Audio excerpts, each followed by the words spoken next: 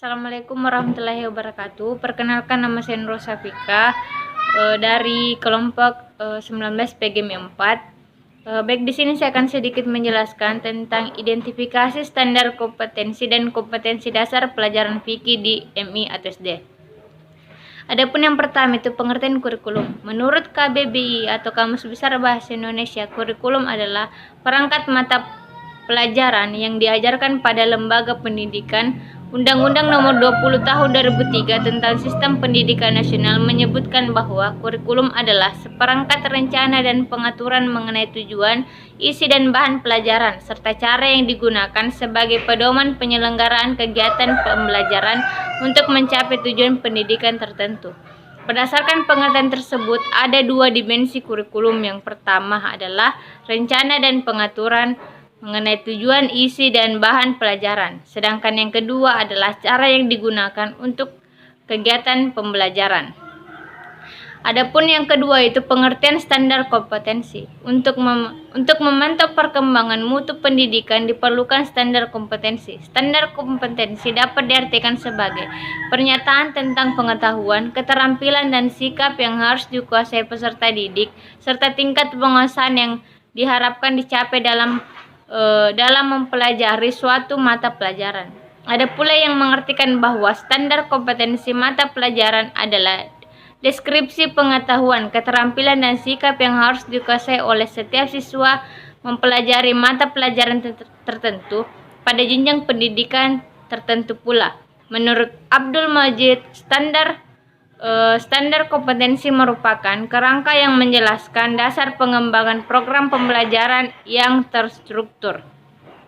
Pada setiap mata pelajaran, standar kompetensi sudah ditentukan oleh para pengembang kurikulum yang dapat kita lihat dari standar isi jika sekolah memandang perlu mengembangkan mata pelajaran tertentu, misalnya pengembangan kurikulum muatan lokal.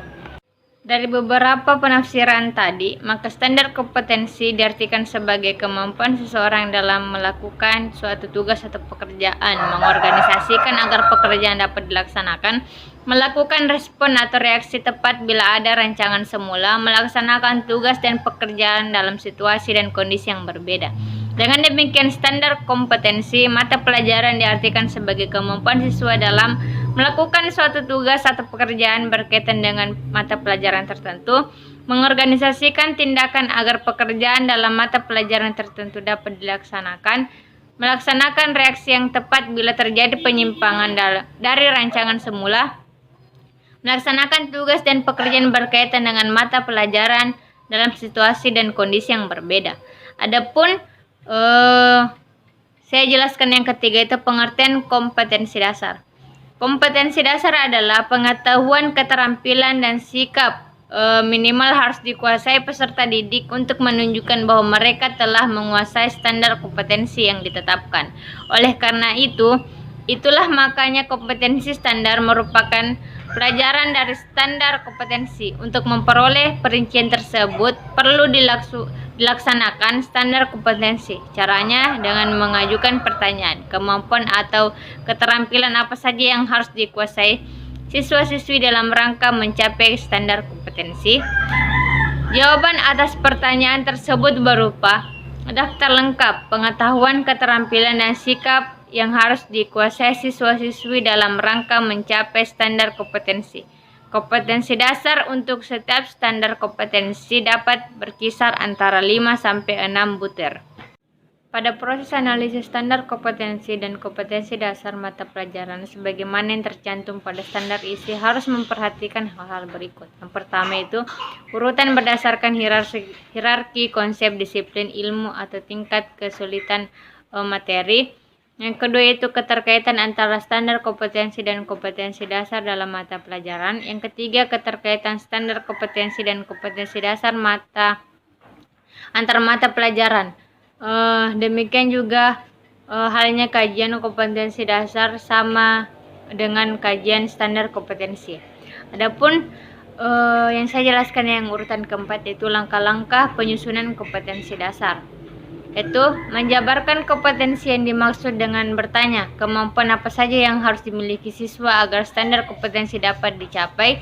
Jawaban dari pertanyaan tersebut kemudian didaftar daftar baik yang menyangkut pengetahuan, sikap, dan keterampilan. Yang kedua itu tulislah rumusan kompetensi dasar. Langkah-langkah penyusunan indikator.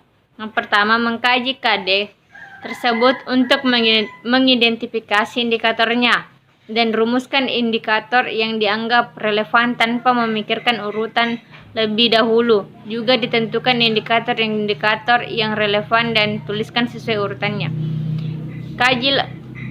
Kajilah apakah semua indikator tersebut telah mempresentasikan KD-nya. Apabila belum, lakukan analisis lanjut untuk menentukan indikator-indikator lain yang kemungkinan belum teridentifikasi. Selanjutnya, tambahkan indikator lain sebagai sebelumnya dan rubahlah rumusan yang kurang tepat dan lebih akurat dan mempertimbangkan. Adapun selanjutnya saya akan jelaskan yaitu mengenai langkah-langkah perumusan standar kompetensi dan kompetensi dasar. Adapun langkah-langkahnya itu, guru perlu berpedoman atau mengambil rumusan SK dan KD yang telah disusun oleh BSNP berdasarkan mata pelajaran yang diambil. Yang kedua, guru memilih SK dan KD yang telah dirumuskan oleh BSNP untuk setiap mata pelajaran. Pemilihan SK dan KD yang harus disesuaikan dengan jenjang pendidikan, mata pelajaran, dan semester. SK dan KD yang diambil menjadi pedoman dalam mengembangkan komponen silabus berikut. Selanjutnya, setelah SK dan KD dipilih, selanjutnya dilakukan analisis dan pengajukan pertanyaan dasar. Apa sajakah tanda-tanda bahwa siswa-siswi telah menguasai kompetensi? Untuk memperoleh jawaban terhadap pertanyaan dasar tersebut dapat digunakan 3 pertanyaan bantuan berikut. Yang pertama, pengetahuan apa sajakah yang harus dikuasai siswa-siswi? Yang kedua, keterampilan apa sajakah yang harus dapat ditampilkan siswa? Yang ketiga, sikap atau perilaku apa sajakah yang dibatinkan dan diterapkan siswa? Selanjutnya, adapun prinsip-prinsip yang harus diperhatikan dalam merumuskan kompetensi dasar, diantaranya itu yang pertama, meluas. Maksudnya adalah peserta didik memperoleh kesempatan yang luas untuk mengembangkan pengalaman tentang pengetahuan, keterampilan, sikap, nilai yang berkaitan pada saat pelajaran berlangsung. Yang kedua, seimbang. Maksudnya adalah di mana setiap peserta kompetensi perlu dapat dicapai melalui alokasi waktu yang cukup untuk pelajaran yang efektif. Yang ketiga, relevan.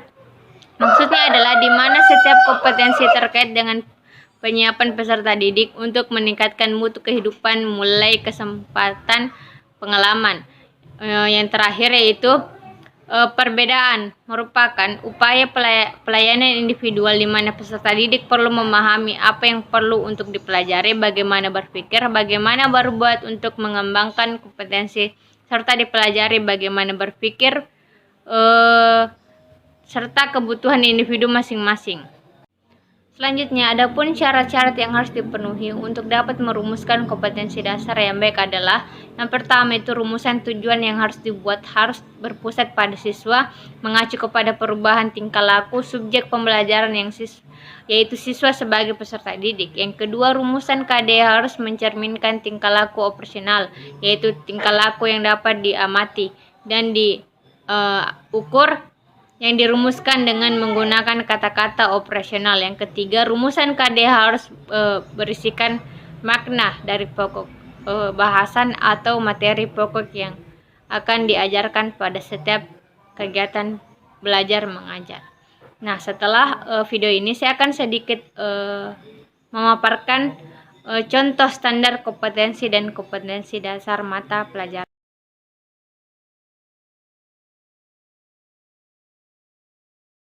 Tadi sedikit hasil presentasi dari saya, lebih dan kurangnya mohon dimaafkan. Billahi taufiq wal hidayah. Assalamualaikum warahmatullahi wabarakatuh.